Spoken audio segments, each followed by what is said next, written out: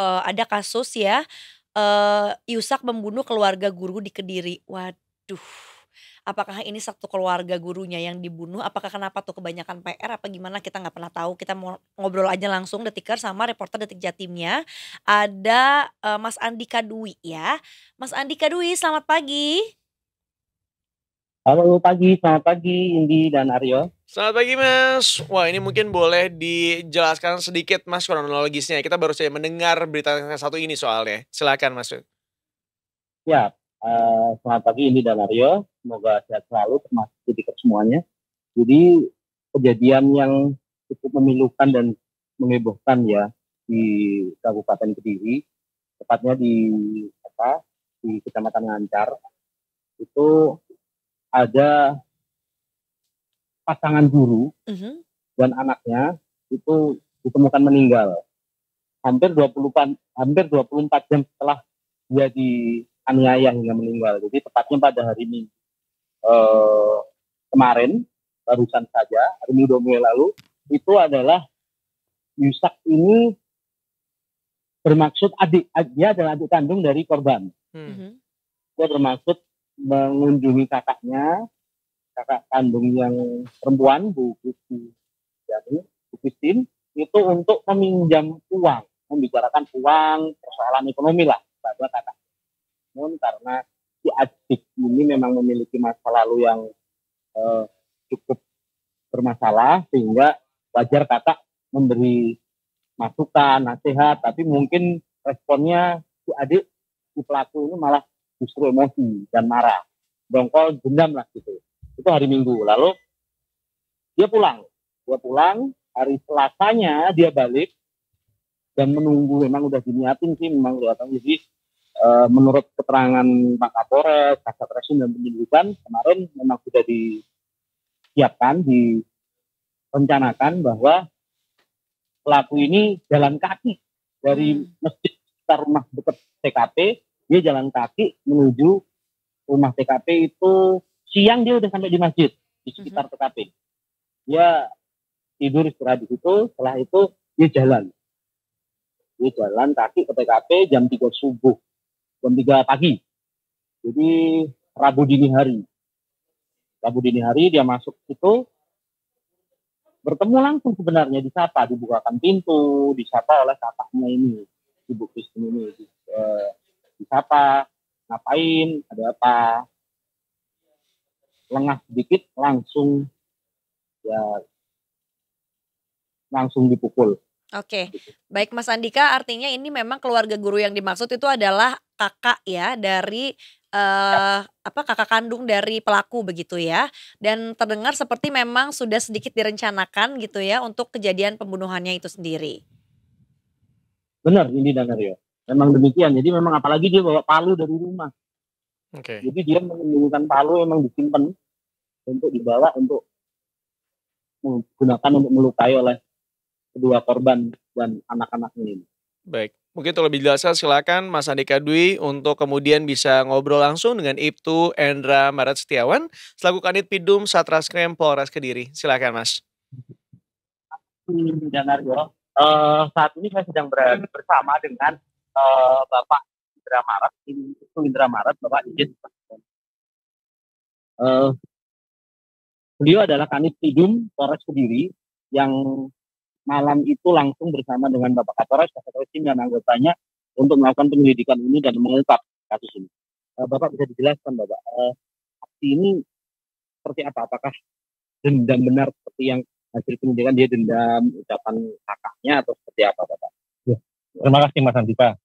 Jadi memang benar kejadian ini setelah kita ungkap baru kita ketahui motifnya, bahwa memang benar tersangka ini melakukan perbuatan ini berdasarkan karena rasa sakit hati kepada kakaknya. Itu adalah akumulasi dari beberapa sakit hati yang dirasakan oleh pelaku. Yang pertama, tersangka ini menerima cerita dari bapaknya, karena bapaknya ini sebelumnya tinggal bersama kakak perempuannya, ini korban ini, dan diusir dari rumah dan menceritakan ini kepada pelaku.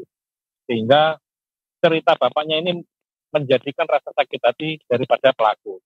Yang kedua, pada hari Senin tanggal 1 Desember 2024 Setelah mendengar cerita dari bapaknya ini, pelaku mengunjungi kakaknya dengan tujuan untuk meminjam uang dan untuk juga dibantu mencarikan pekerjaan. Tetapi respon daripada kakaknya pada saat itu bukan malah mencarikan atau memberikan uang, karena kakaknya ini merasa beberapa kali sudah membantu, tetapi adiknya ini tetap dengan pola hidup tidak baik dengan kakaknya, sehingga eh, yang disampaikan kakaknya pada saat itu tidak menuruti apa yang diinginkan oleh adiknya, sehingga pulang dan merasa sakit hati. Itu mungkin Mas Andika. Iya, Pak Kanit. Lalu kita lihat dari kejadian kemarin kan ada 4 korban, Pak Kanit. Ya, betul. Jadi ibu, ayah, dan kedua anaknya. Satu anaknya yang nomor 1 meninggal, yang satu berhasil diselamatkan dan kemarin sempat dikunjungi oleh pihak Kapolres dan teman-teman Kodim. Seperti apa Pak kondisinya saat ini, Pak? Ya, terima kasih. Jadi kondisi anak korban yang terakhir ini pada saat kita temukan pada hari Kamis tanggal 5, itu sekitar pukul 9 pagi kita memasuki TKP.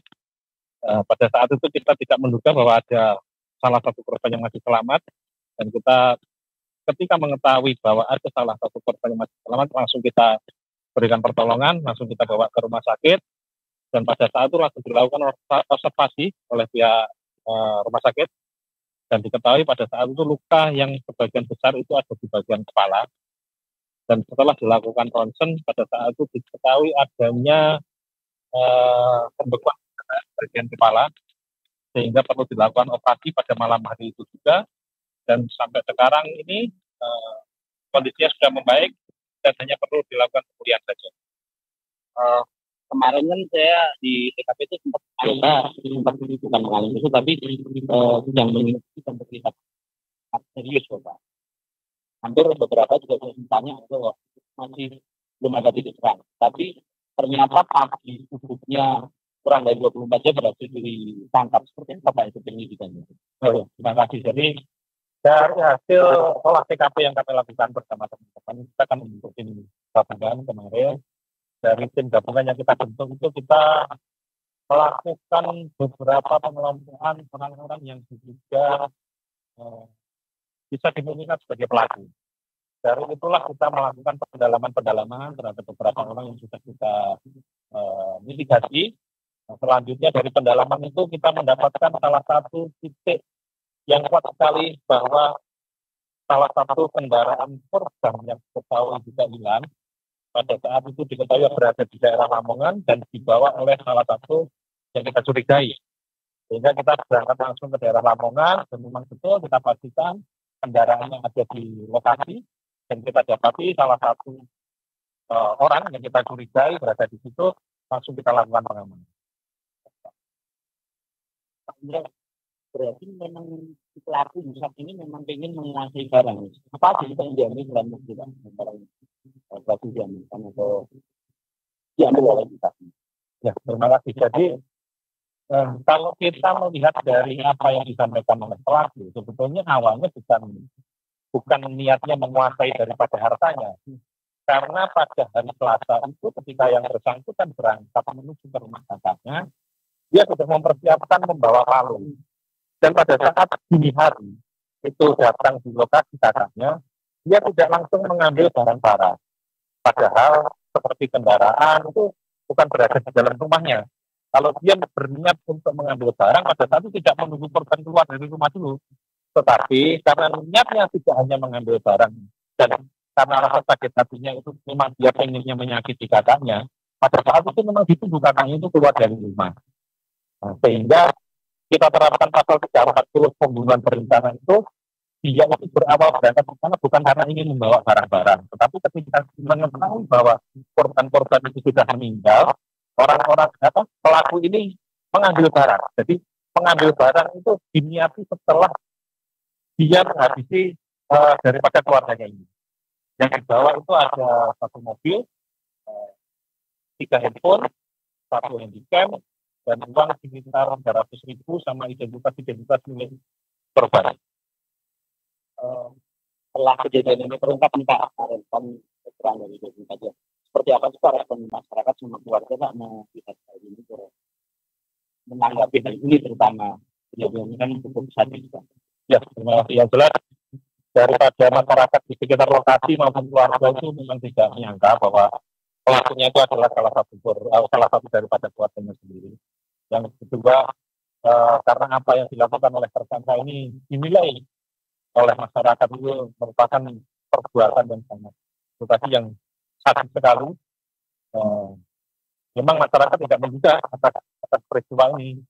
Yang kedua, banyak masyarakat mengapresiasi atas kinerja kita yang bisa mengungkap atas peristiwa ini tidak lebih dari 1 kali 24 jam. Terima kasih, Pak. Demikian, ini dan Aryo.